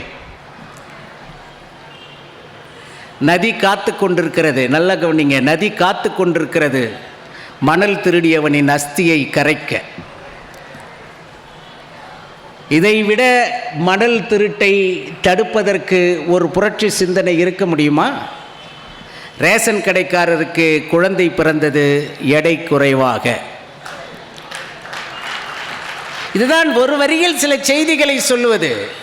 கடவுள் துணை என்று எழுதிய சாமி படங்களை விற்று கொண்டிருந்தால் கிழவிக்கு சொல்ல வேண்டும், விற்காத சாமிக்கெல்லாம் கிழவிதான் துணை என்று. இந்த மாதிரியான சில செய்திகள் உங்கள் மனதை ஏதோ ஒன்று செய்கிற பொழுது நான் சொல்லுகிறேன் பெரியவர்களே, 14 மணி நேரம் தவம் செய்ததற்கு சமமாகிறது. உங்களால் தவம் செய்ய முடியவில்லை, தியானம் செய்ய முடியவில்லை, 8 மணி நேரம் உறங்க முடியவில்லை, ஓரிடத்தில் ஒழுங்காக இருக்க முடியவில்லை, ஒரு நாளும் என்னால் உண்ணாவிரதம் இருக்க முடியவில்லை, ஒரு நாளும் பேசாமல் இருக்க முடியவில்லை என்ற கதையை கேட்டு உங்கள் மனநிலையிலே சில அதிர்வுகளை ஏற்படுத்தி கொண்டே வாருங்கள். அந்த மன அதிர்வுகள் உங்களை தியான நிலைக்கு கொண்டு சென்று விடும். ரூமின்னு ஒரு எழுத்தாளர் இருக்காருங்க. வாழ்க்கையில் நீ எவ்வளோ பயப்படணுங்கிறத 4 வரியில் சொல்கிறார் பாருங்க. கதைதான். நீ அடுத்த மனிதனுக்கு குழி தோண்டும் பொழுது, உன் பின்னால் நின்று உன்னை அளவெடுத்து கொண்டிருக்கிறான் இறைவன். இந்த பயம் மட்டும் உனக்கு வாழ்க்கையிலே வந்து விட்டால், நான் செய்கிற எல்லா தவறையும் யாரோ ஒருவன் பார்த்து கொண்டிருக்கிறான் என்கிற பயம் மட்டும் உன் வாழ்க்கையிலே வந்து விட்டால், அப்படிப்பட்ட பயம் காந்திக்கு வந்த காரணத்தினால் தான் காந்தி மகாத்மாவாக மாறினார். ஒருவேளை இதோ இந்த கூட்டத்தில் நாளை ஒரு மகாத்மா உருவாகலாம், நாளை ஒரு அப்துல் கலாம் உருவாகலாம், நாளை என்னை போல பேசுகிற ஒரு பேச்சாளர், எழுத்தாளர் உருவாகலாம், ஒரு சிறந்த வழக்கறிஞர் உருவாகலாம். அவர்களில் யாரோ ஒருவர் அன்றைக்கு ஒரு நாள் ஒரு மனிதன் எம்பி நாதன் என்று ஒருவன் வந்து பேசிவிட்டு சொன்ன சங்கதி தான் இது என்று அவன் அடுத்த தலைமுறைக்கு கடத்தினால், அதுதான் இந்த புத்தக கண்காட்சி நமக்கு தருகிற வெற்றி என்ற காரணத்திற்காக நான் சொல்லுகிறேன். இந்த சொல் மந்திரம்ங்க. என்னிடத்தில் நிறைய பேர் ஒரு கேள்வி கேட்பாங்க. இந்த ராமாயணம், மகாபாரதம், சிலப்பதிகாரம், பெரிய புராணம், சிவப்புராணம், வைணவ திவ்ய பிரபந்தங்கள், இது மாதிரி புத்தகம் மட்டுமே ரொம்ப அப்படியே ஃபேமஸாக லட்சக்கணக்கில் அச்சாகி விற்றுக்கிட்டே இருக்குது. ஏன் நாங்கள் எழுதுகிற எழுத்தெல்லாம் எழுத்து இல்லையா? அதையெல்லாம் பதிப்பகம் போடாதா? அதெல்லாம் புத்தக கண்காட்சியில் விற்க மாட்டாங்களா? சொல் உங்கள் சிந்தனைக்குள்ளே இருந்து வரணும், மரபிலிருந்து வரணும்னு நான் சொல்ல. உங்கள் சிந்தனைக்குள்ளேருந்து வரணும். உங்கள் சிந்தனை தூய்மையாக இருந்தால் உங்கள் குருதி தூய்மையாக இருக்கும். உங்கள் குருதி தூய்மையாக இருந்தால் உங்கள் வாயிலிருந்து வருகிற சொல் மங்களமாக இருக்குங்கிறதுக்காக நான் இந்த ஒரு கதையை சொல்கிறேன். இந்த கதையை கொஞ்சம் கேளுங்க. ஒருத்தர் கொலை பண்ணிட்டான். சின்ன வயசு, 30 வயசு கொலை பண்ணிட்டான். அவனை கைது செய்து சிறையில் அடைத்திருக்கிறார்கள். இப்போ ஜெயிலில் என்னென்னா, வழக்கு நடக்கும் பொழுது அவனை கொண்டுட்டு வந்து நீதிபதி முன்னாடி நிறுத்துவாங்க. நீதிபதி தேதி போடுவார், வழக்கு நடத்துவார். பிறகு இவன் உண்மையான குற்றவாளினா தண்டனை கொடுப்பார், இல்லைன்னா விடுதலை பண்ணிடுவார். இப்போ அது மாதிரி ஜெயிலில் இருந்து நீதிமன்றத்துக்கு வரும்போது ஒரு மனு போடுவாங்க. இங்கே வழக்கறிஞர்கள் இருந்தால் தெரியும். அது என்னென்னா, என்னுடைய மனைவி வந்திருக்கா, எனக்கு குழந்தை வந்திருக்காங்க, அவங்கக்கிட்ட ஒரு 2 நிமிஷம் பேசிக்கணும். அந்த மனுவை நீதிபதி பொதுவாக கிராண்ட் பண்ணுவார். சில அசாதாரண சூழ்நிலையில் தான் அதை தள்ளுபடி செய்வார். அந்த மாதிரி இந்த கொலைக்காரனுக்கு நீதிபதி உன் பொண்டாட்டியை பார்த்து பேசிக்கப்பா அப்படின்றார். 2 நிமிஷம்தான் டைம் அப்படின்றார். ஐயா, கை குழந்தையா, குழந்தை பிறந்த அன்னைக்கு தாயா நான் கொலை பண்ணிட்டேன், 5 நிமிஷம் டைம். இப்போ இந்த சூழ்நிலை உங்களுக்கு புரிஞ்சிருச்சிங்களா? இப்போ நான் சொல்கிற கருத்தை உள்வாங்கிக் கொள்ளுங்கள். அவன் அந்த குழந்தையை கையிலே தூக்கி பிடித்து கொண்டிருக்கிறான். பெரியவர்களே, 5 நிமிடம்தான் இருக்கிறது. குழந்தையை அவன் கொஞ்ச வேண்டும். அவன் கொலை குற்றவாளி. ஒரு கதையும் கதாபாத்திரமும் எப்படி தீர்ப்பு எழுத உதவுகிறது என்பதற்காக சொல்கிறேன். அவன் அந்த குழந்தையை கொஞ்சுகிற பொழுது தன்னை அறியாமல் கொஞ்சுறாங்க. டேய், அப்பா வர வரைக்கும் அம்மாவை வம்பு பண்ணாமல் சுட்டியாக இருக்கணும், தப்பு பண்ண கொன்னுடுவேன். முடிஞ்சு போச்சுங்க, முடிந்து போச்சு. இவன் தான் கொலை செய்தான் என்பதை அவன் வாயிலிருந்து அவனை அறியாமல் அவனுடைய சொல் விழுகிறது. உன்னை அறியாமல் உன் வாயிலிருந்து நானா உன்னை பெக்க சொன்னேன்னு உங்க அம்மாவை நீ கேட்டுட்டால், அன்று உன் உள்ளத்திலிருந்து தேவதை வெளியேறி சாத்தான் உன்னை ஆட்கொள்ளும் என்று எச்சரிப்பதற்காக நான் இதை சொல்லுகிறேன்.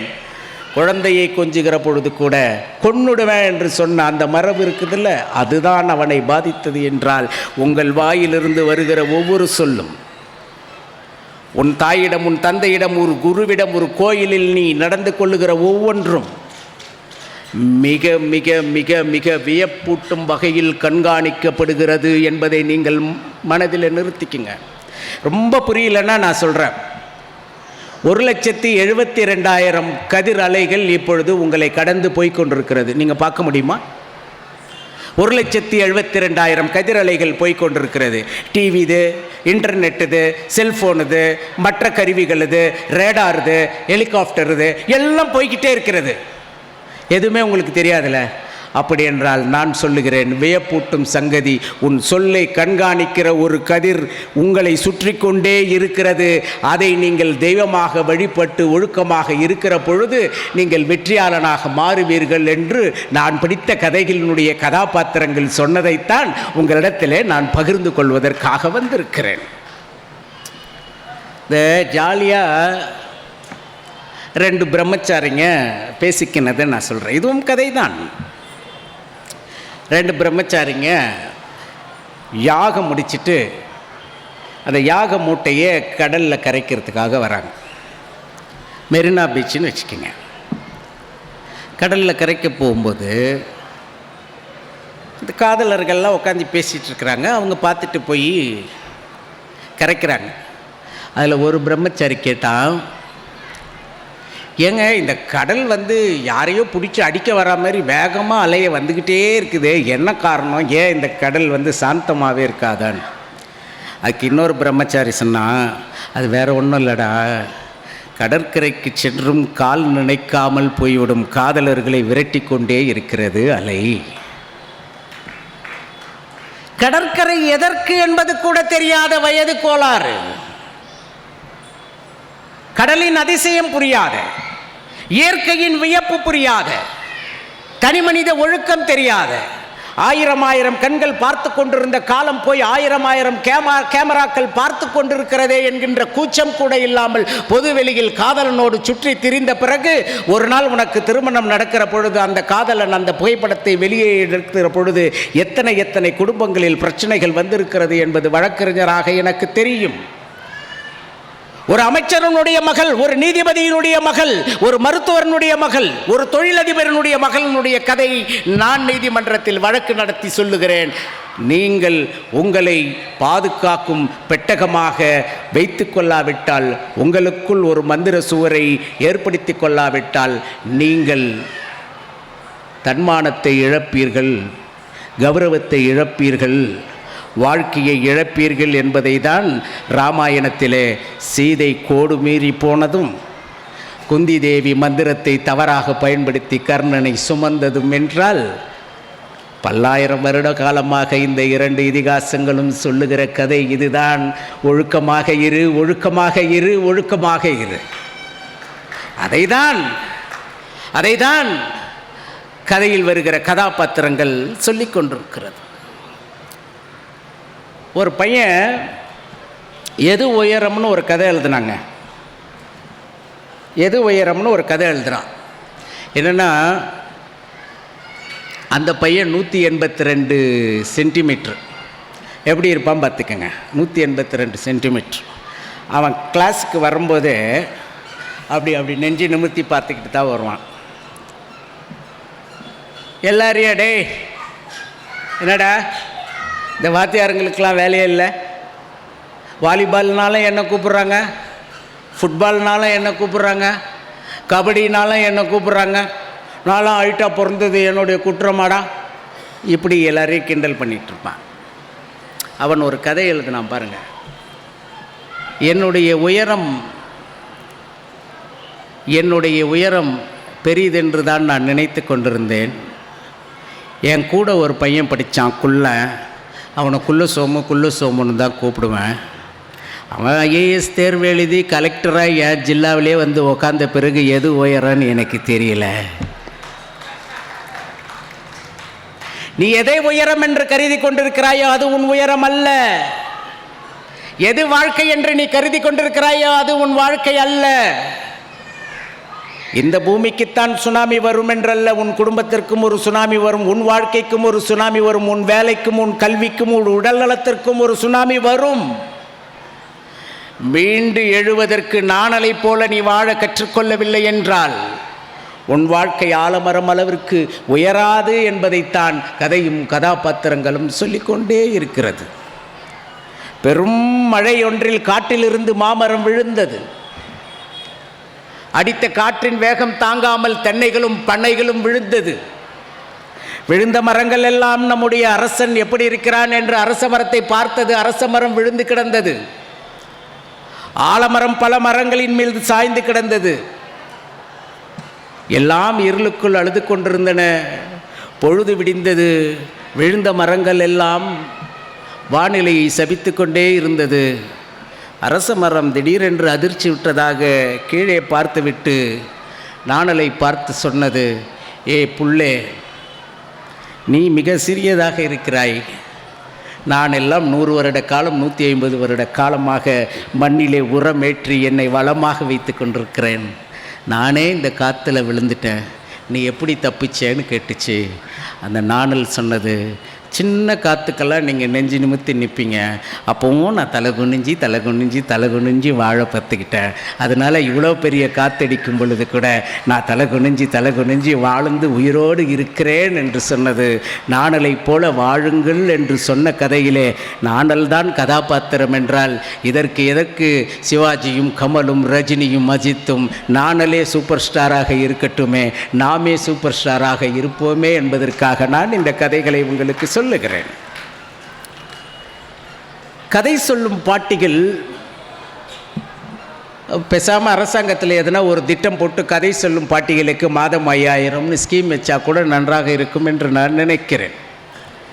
கதை இழந்து விட்டால் ஒரு குறிப்பு சொல்கிறாங்கங்க, தேனீக்கள் இல்லை என்றால் மகரந்த சேர்க்கை நடக்காது, மகரந்த சேர்க்கை நடக்காவிட்டால் புதிய செடிகள் முளைக்காது, புதிய செடிகள் இல்லாவிட்டால் தாவர இனம் இருக்காது, தாவர இனம் இல்லாவிட்டால் காற்று இருக்காது, காற்று இல்லாவிட்டால் உலகம் அழிந்து போய்விடும் என்று சொல்லுகிறார்கள்.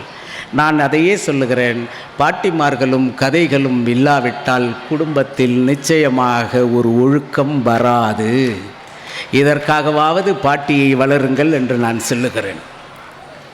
நண்பர்களே, உங்களிடத்திலே நானும் வைத்து கொண்டிருக்கிறேன். செல்ஃபோன் இருக்கும், ஒரு செல்ஃபோன் தான், ஆனால் அதற்குள் 10,000 சாத்தான்கள் ஒளிந்து கொண்டிருக்கிறது.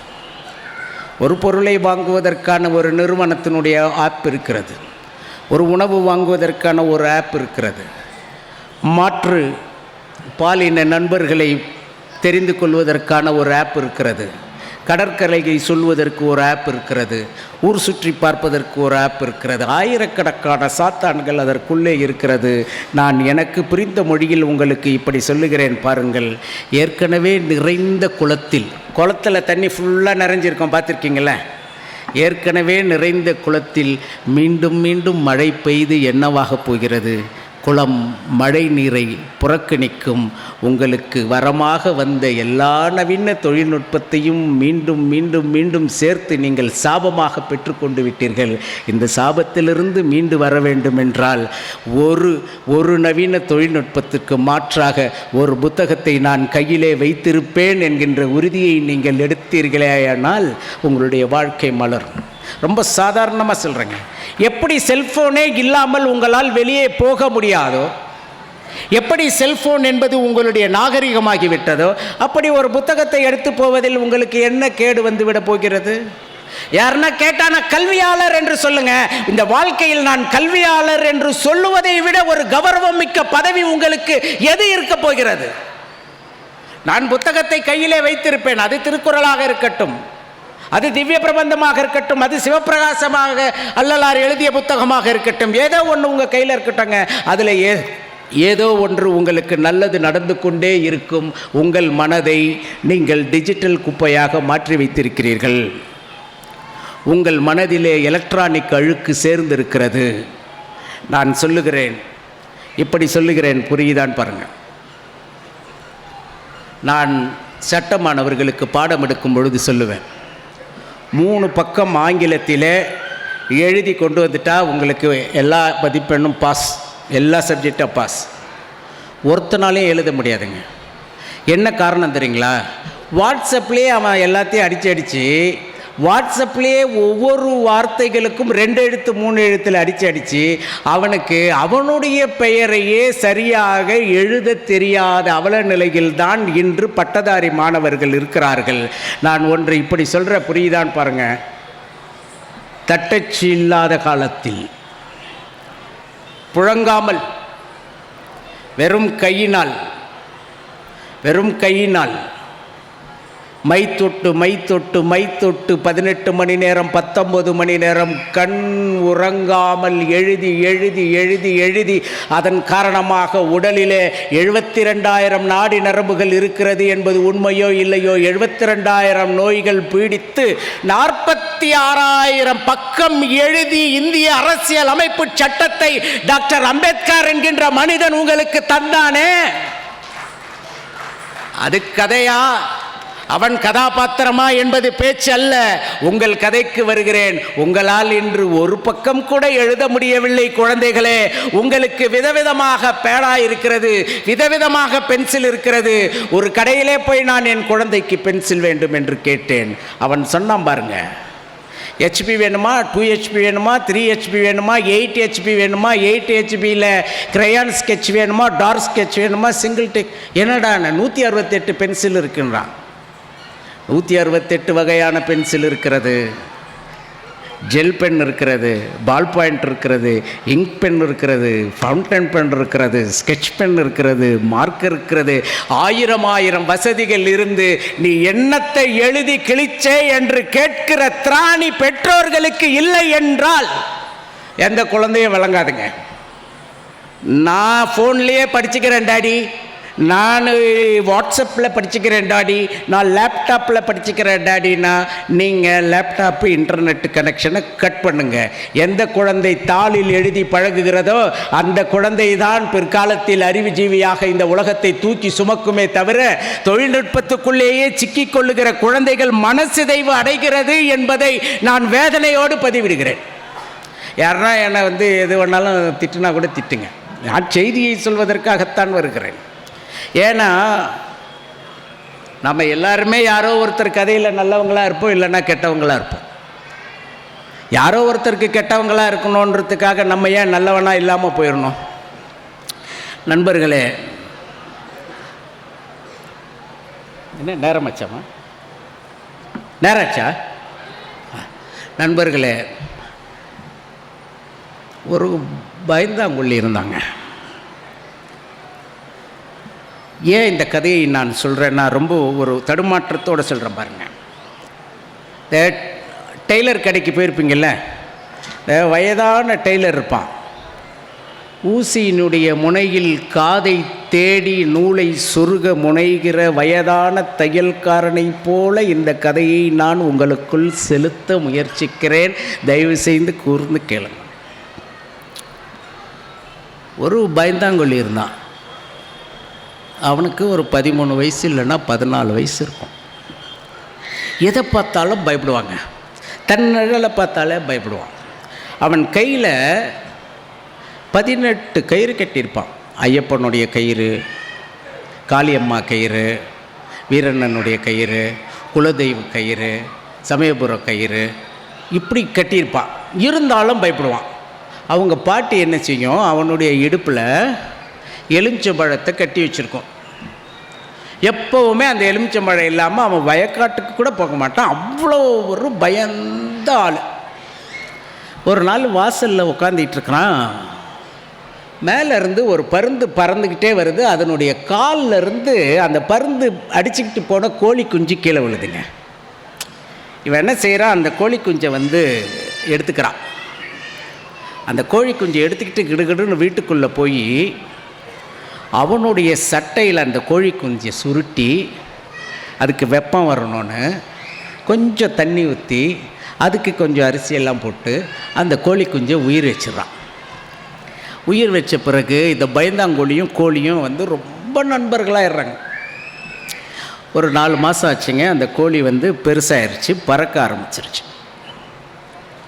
அந்த பையனுடைய வீட்டில் ஒரு கிணறு இருக்குங்க. கிணறுனா ரொம்ப பழைய கிணறு. கிராமத்தில் பார்த்துருக்கலாம். அப்படியே மேலே மரங்கள் எல்லாம் வளர்ந்துருக்கும். அந்த படிக்கட்டு எல்லாமே உடஞ்சி அதுக்குள்ளேயே விழுந்திருக்கும். அந்த கிணறை கதையாளன் எப்படி சொல்கிறான்னா, அதில் தண்ணியே இருக்காதான். கொஞ்சம் போல் என்னைக்கோ பெஞ்ச மழையில் இருந்த தண்ணியில் கருநாகப்பாம்புடைய குட்டிங்க விளையாடின்னு இருக்குமா. அந்த பாறைகளினுடைய பிளவில் அந்த பாம்பு, தாய் பாம்பு உட்காந்துக்கிட்டு தலையை அப்படி தூக்கி பார்த்துக்கிட்டே இருக்குமா. யாருமே அந்த பக்கம் போக மாட்டாங்களாம்.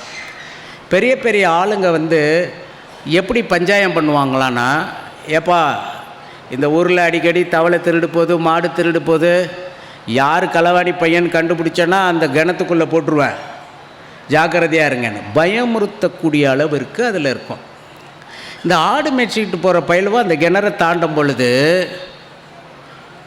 அனுமாரப்பா அனுமாரப்பா அனுமாரப்பா அனுமாரப்பான்னு போகணும். ஏன்னா அதுக்குள்ளே ஒரு பேய் படுத்து தூங்கிட்டு இருக்குதான். இப்படியாக அந்த கிணறை கதையாளன் வர்ணித்திருப்பான். நண்பர்களே, இந்த பையன் ஒரு நாள் அந்த கோழியை மூடுவதற்காக போவான். சாயந்தரம் ஆகிடும்.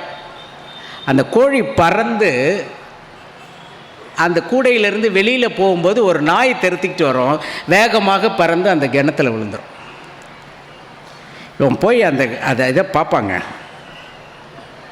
அந்த பாம்புகள் ஊர்ந்து கொண்டிருக்கும், இறங்குவதற்கு பாறைகளே இருக்காது, பெரிய பெரிய விஷச்செடிகள் மூடி அதன் மேலே சிலந்தி கூடு கட்டியிருக்கோம்.